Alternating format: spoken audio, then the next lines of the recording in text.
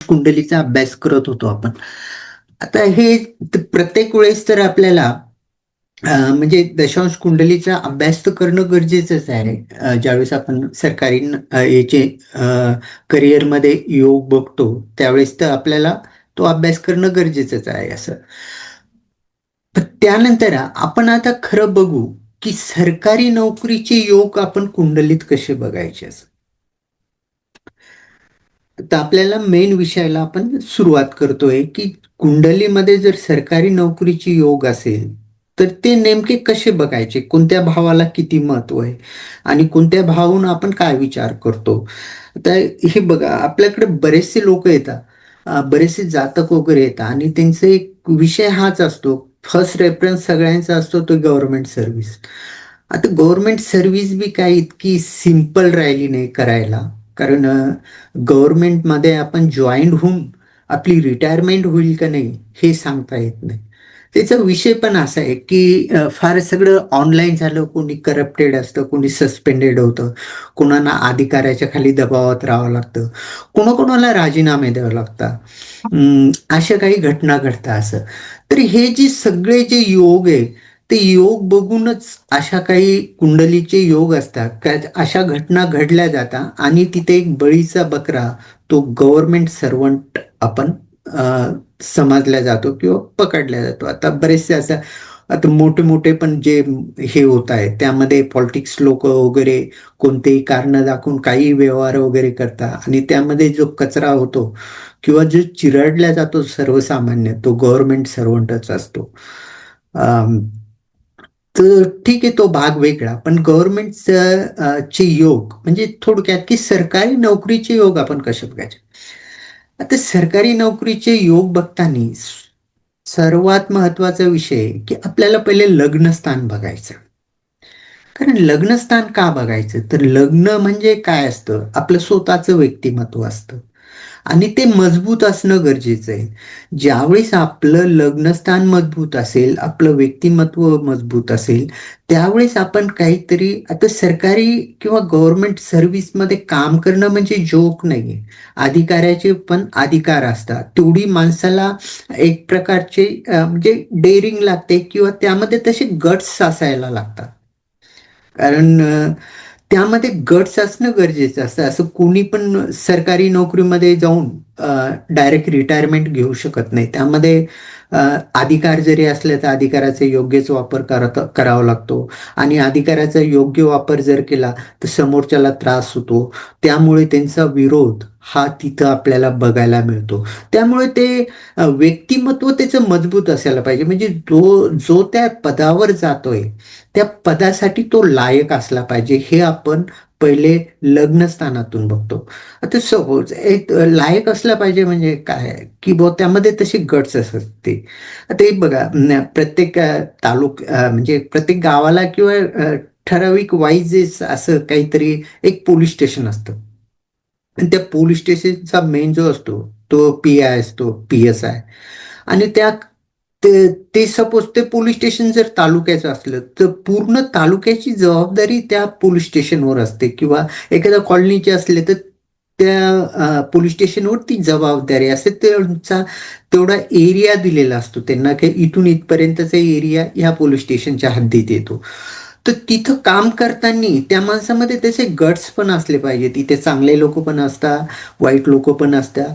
सगळ्यांना सांभाळून हे करून त्यांना तिथं जॉब करावं लागतं. म्हणजे थोडक्यात सांगायचं असतं, की ज्यावेळेस आपण लग्नस्थानी बघतो, एखादा म्हणतोय मला एम-पी-एस-सी करायची, यू-पी-एस-सी करायची किंवा मला सैन्यात भरती व्हायचं, तर अशा वेळी त्याचं लग्नस्थान पहिले बघायचं. कारण लग्नस्थान जर मजबूत असेल, तर ती व्यक्ती हे कार्य करू शकते. आणि करतेच, असं आपल्याला बघायला पण मिळते. पण ज्यावेळेस आपण जनरली बघतो, तर सुरुवातीला आपण लग्नस्थान बघायचं, लग्नस्थान मजबूत आहे की नाही.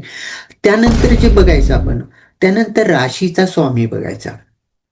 आपली जी रास असते, त्या राशीच्या स्वामीची सिच्युएशन बघायची, राशीचा स्वामी कसा आहे. त्यानंतर जो मुख्य भाव येतो आपल्याला सर्व्हिसमध्ये, नोकरीमध्ये, तर तो षष्ठ भाव येतो.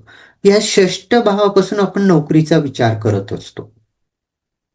षष्ठ भावापासून आपण नोकरीचा विचार करतो. त्यानंतर आपण जे आता नोकरी तर लागेल. आपलं जे कर्मस्थान असतं, कर्मस्थान म्हणजे कोणतं? आपलं दशम भाव. दशम भावापासून आपण आपल्या कर्माचा विचार करतो. नोकरी आणि कर्म म्हणजे षष्टेश आणि दशमेश यांचा काही संबंध वगैरे येतोय का? असा जर संबंध आला, तर आपण ते म्हणू शकतो, की बाबा यांची सरकारी नोकरीचे योग आहे. आता एवढं सगळं संबंध येऊन शेवटी लाभेशाचा एक महत्त्वाचा रोल असतो प्रत्येक ह्याच्यात. आता तिथे जर लाभ होत असेल किंवा लाभेश चांगल्या स्थितीत असेल, लाभेशांचा या सर्व घटनांशी संबंध असेल, तर ती घटना घडून येते. हे जे प्रॉमिस आहे, ते सर्व प्रॉमिसेस लाभेशाची जर दृष्टी असेल, लाभेश जर व्यवस्थित असेल आणि लाभेशाची अनुमती असेल, तर ती कुंडलीतली घटना अशी घडून येते. आणि यासाठी जर सरकारी नोकरीसाठी जर बघितलं आपण, तर सर्वात महत्त्व असतं ते आपल्या ग्रहस्थितीला. तर ग्रहस्थितीमध्ये बघा, आता रवी हा सरकार प्रशासनाचा कारक ग्रह आहे. रवी हा म्हणजे शासन, प्रशासन याचा कारक ग्रह रवी आहे. तसेच मंगळ हा करेज, धैर्य आपलं जे जॉबमध्ये जे आपल्याला करेज वगैरे, धैर्य वगैरे जे असतं, त्यापासून आपल्याला मंगळापासून मिळतं. म्हणजे थोडक्यात, की रवी, मंगळ, चंद्र, बुध, बुध म्हणजे बुद्धी आणि गुरु म्हणजे भाग्य. अशी या प्रकारची जर ग्रहस्थिती असेल किंवा या प्रकारची ग्रह असतील, तर असा सरकारी नोकरीचा योग हा कुंडलीमध्ये जुळून येतो. तर ही झाली आपली एक प्राथमिक माहिती किंवा फर्स्ट स्टेज झाली आपण. आता आपण प्रत्यक्षात बघणार आहोत, की सरकारी नोकरी कशी मिळते असं. तर सरकारी नोकरीसाठी कुंडलीतील काही महत्त्वाची स्थानं असतात. त्याचं आपल्याला ज्यावेळेस आपण कुंडलीमध्ये सरकारी नोकरीचा योग बघतो, त्यावेळेस आपल्याला त्याचा विचार करणं गरजेचं असतं. पहिलं असतं ते लग्नस्थान. आता लग्नस्थानावरून आपल्याला कळतं का त्या व्यक्तीमध्ये ती एवढी कॅपॅसिटी आहे की नाही, एवढं जॉब पेलवण्याची किंवा तिथपर्यंत यायची आणि त्यातल्या त्यात थोडक्यात म्हणजे हा त्या लायक आहे की नाही हे त्याची लग्नस्थिती, त्याचे व्यक्तिमत्व, त्याचे विचार हे कसे आहे, मजबूत आहे की कसे आहे आणि लग्न जर स्ट्राँग असेल, सगळ्या गोष्टी चांगल्या असतात, तर पहिले आपण लग्नस्थान बघतो. त्यानंतर बघतो ते आपण पंचम स्थान. आता पंचम स्थानावरून आपण बुद्धीचा पण विचार करतो. तर बुद्धीसाठी जे पंचम स्थान म्हणजे जे याला जी सरकारी नोकरीमध्ये जे काम वगैरे राहील आणि ते काम करण्याचं नॉलेज कितपर्यंत राहील, त्यासाठी पण आपण पंचम स्थानाला महत्त्व देतो. त्यानंतर नोकरीसाठी येतं ते षष्ठ स्थान. षष्ठ स्थानामधून आपण नोकरीचा तर विचार करत असतो. त्यानंतर आपल्याला सप्तम स्थान सुद्धा बघणं गरजेचं असतं. कारण सप्तम स्थानापासून आपल्याला काय मिळतं, तर पद, प्राप्ती अ, याचा विचार ह्या सप्तम स्थानापासून केला जातो. त्यानंतर आपण बघतो नवम भाव म्हणजे भाग्यस्थान. आता एवढं सगळं आहे, पण याला भाग्याची साथ आहे की नाही? कारण कर्माला जर भाग्याची साथ असते, तर फळ व्यवस्थित मिळतं आणि जर कर्माला जर भाग्याची साथ नसेल, तर फळामध्ये आपल्याला कमतरता बघायला मिळते. त्यानंतर मुख्य भाव येतो आपला दशम भाव. तो दशम भाव म्हणजे आपलं हे कर्मस्थान आहे. इथून आपलं आपण व्यक्तीचं कर्म बघत असतो आणि त्यानंतर महत्वाचं म्हणजे ते एकादश स्थान म्हणजे लाभस्थान. तर लाभस्थानाने सगळ्या या घटनेला लाभस्थानाने जर मंजुरी दिली, तर ती घटना घटित होते आणि घटित होऊन घडून येते. तर अशा वेळेस सरकारी नोकरीचे योग बघताना आपण या 7 गोष्टींचा विचार करणं गरजेचं असतं. जसं लग्नस्थान, पंचम स्थान, षष्ठ स्थान, सप्तम स्थान, नवम स्थान, दशम स्थान, कर्मभाव आणि एकादश स्थान. तर या गोष्टीचा विचार करणं आपल्याला गरजेचं असतं. आता या सर्व गोष्टींचा विचार करून आपण बघणार आहोत, की सरकारी नोकरीचे नेमके योग कसे घडून येतात आणि कुंडलीत कसे बघावे आणि एकदम सिंपलरित्या आणि सोयीस्कररित्या जास्त किचकट न करता किंवा हे न करता असे आपण छोट्या-छोट्या याच्याहून एक फॉर्म्युलाज बनवून आपण प्रत्येक लग्नाचे बघणार आहोत. असं नाही, की आता तुमच्याकडे येणारी पत्रिका जी आहे, जातकाची सर्व पत्रिका तर सारखं नसणारच. पत्रिकेमध्ये निश्चितच डिफरंट असते. अशी कोणतीच पत्रिका नसते, का ती सेम असते असं. प्रत्येक पत्रिका ही आपल्याला वेगवेगळी बघायला मिळेल. आता काहींचं मेष लग्न असेल, काहींचं वृषभ लग्न असेल, काहींचं मिथुन लग्न असेल. तर आपल्याला नुसतं फक्त एक फॉर्म्युला शिकायचा नाही, तर आपल्याला प्रत्येक लग्नामध्ये योग कसे बघावे हे समजून घ्यायचंय.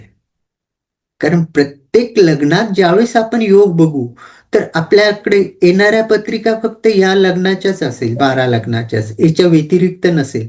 ठीक आहे, ग्रहस्थितीमध्ये थोडी बहुत हे होऊ शकते, कमी जास्त होऊ शकते.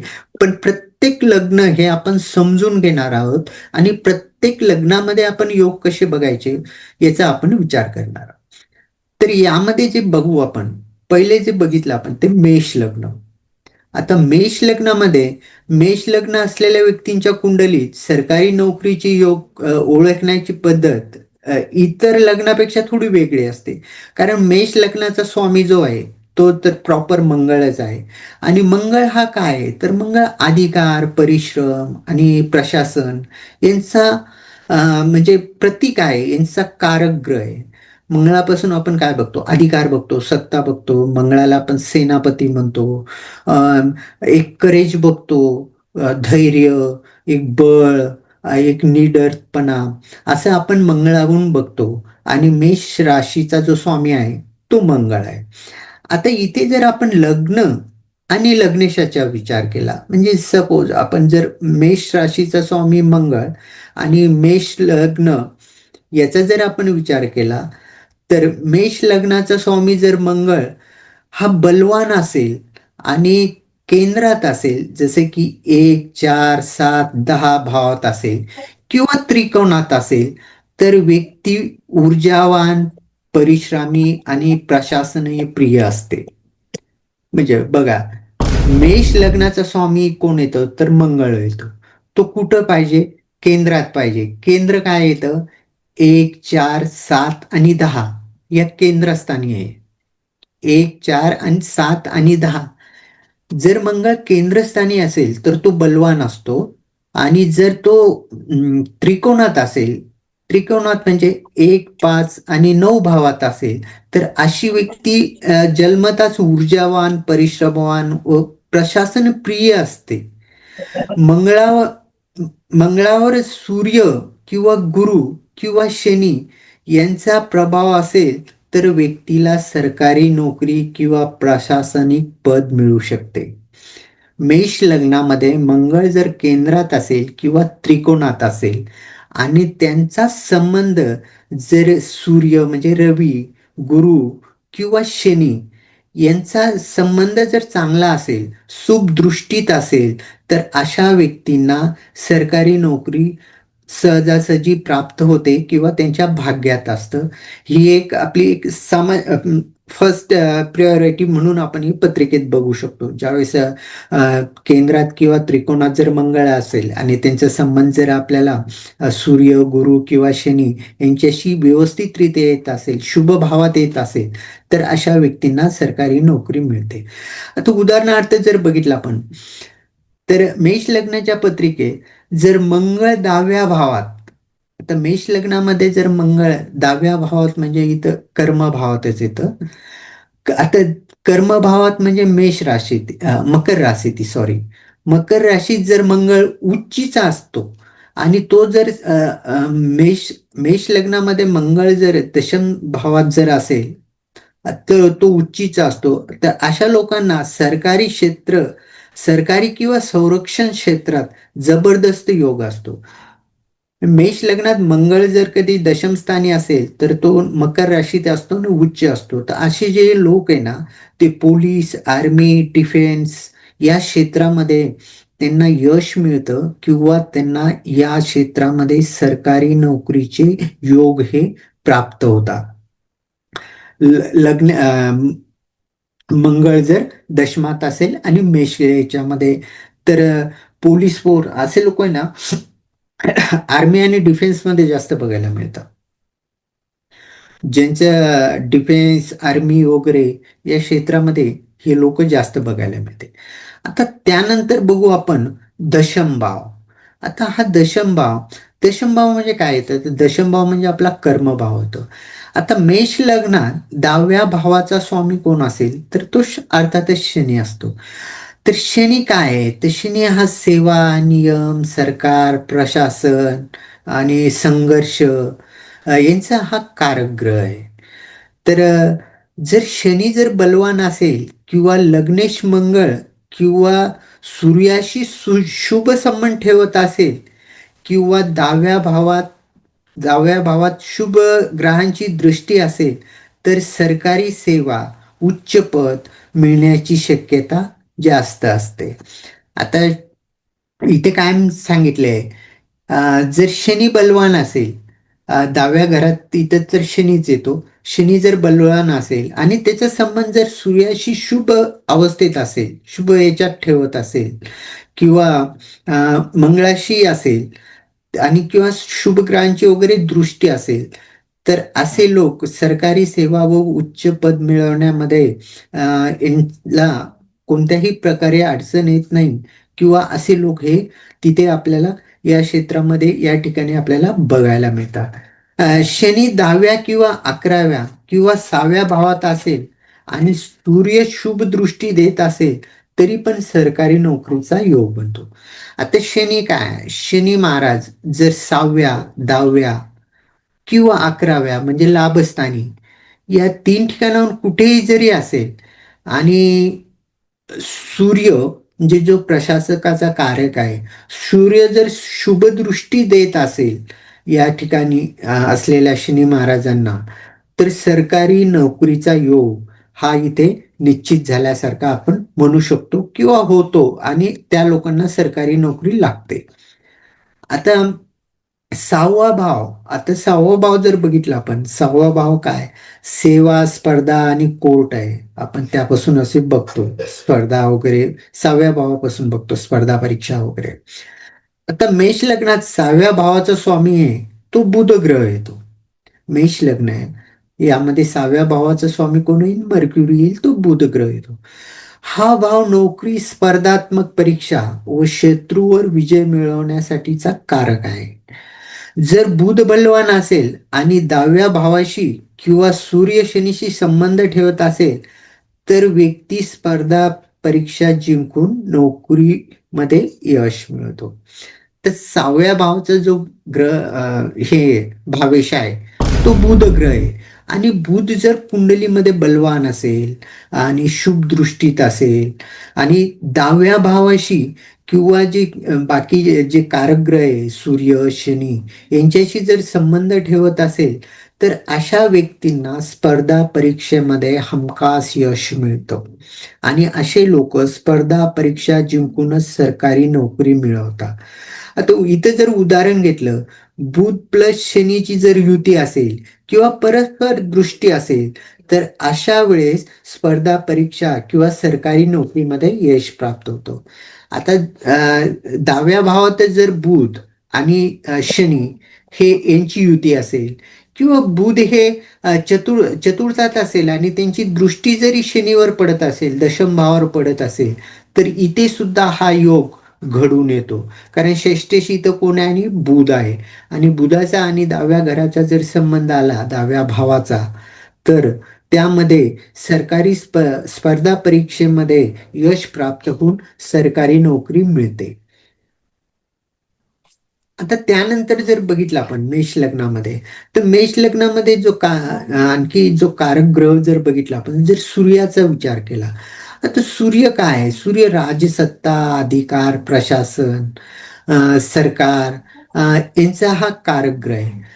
आता मेष लग्नामध्ये सूर्य जर बलवान असेल म्हणजे उच्च राशीत असेल, मेषमध्येच असेल म्हणजे लग्नस्थानी असेल, तर व्यक्ती नैसर्गिक नेतृत्व गुण असलेला असतो. यामध्ये ऍक्च्युअल त्याचे त्या जॉबसाठी किंवा त्या पोस्टसाठी ऑलरेडी हे बनलेलंच असतं. म्हणजे रेडीमेड असे व्यक्ती भेटतात त्याच्या पोस्टसाठी हे निवडले जातात. सूर्य जर 10व्या किंवा 6व्या भावाशी संबंध ठेवत असेल, मेष लग्नामध्ये जो सूर्य आहे, रवी आहे, त्यांच्या जर 10व्या किंवा 6व्या भावाशी संबंध ठेवत असेल, तर राजकीय किंवा सरकारी क्षेत्रामध्ये त्या व्यक्तीला स्थान मिळते. सूर्यापासून आपण सरकारी हे बघतो, प्रशासन बघतो. तर मेष लग्नामध्ये सूर्याचं जर 6व्या आणि 10व्या म्हणजे षष्टेश आणि कर्मभावाशी जर संबंध येत असेल, तर अशा लोकांना सरकारी क्षेत्रामध्ये चांगलं स्थान मिळतं, म्हणजे तिथं ते नावलौकिक वगैरे करतात. तर मेष लग्नात सूर्य पहिल्या भावाचा असेल, तर तो एक उत्तम अधिकार पदाचा योग्य आहे. मेष लग्नात सूर्य जर पहिल्या भावात जर उच्च असेल, मेष लग्नामध्येच जर सूर्य असेल मेष राशीमध्ये, तो उच्च असेल, तर उत्तम अधिकार पदाचा योग्य वापर करता किंवा मोठे पदाधिकारी अशी व्यक्ती होऊ शकतात. आता पुढे आपण विचार करू, तो म्हणजे नवम भावाचा. आता मेष लग्नामध्ये जो नवम भाव आहे, त्याचा स्वामी आहे तो गुरु. आता नवम भावाचा स्वामी कोण येतं, तर गुरु येतो मेष लग्नामध्ये. गुरु हा भाग्याचा आणि कशाचा, तर ज्ञानाचा कारक आहे. गुरुपासून आपण भाग्य किंवा ज्ञान हे बघतो. जर गुरु बलवान असेल आणि 10व्या भावाशी किंवा सूर्याशी संबंध ठेवत असेल, तर व्यक्तीला भाग्याने सरकारी पद मिळते. मेष लग्नामध्ये नवम भाव म्हणजे जो आपला भाग्येश आहे, तो गुरु ग्रह आहे. आणि त्याच गुरुचा जर सरकारचे कारक ग्रह जे आहे सूर्य, अ, किंवा इतर जे ग्रह आहे, किंवा त्यांचा 9व्या आणि 10व्या भावाचा जर संबंध आला, तर अशा लोकांना सरकारी पद हे प्राप्त होते. गुरु 9व्या किंवा 10व्या भावात जर असेल, तर धर्म कर्म योग असा तयार होतो.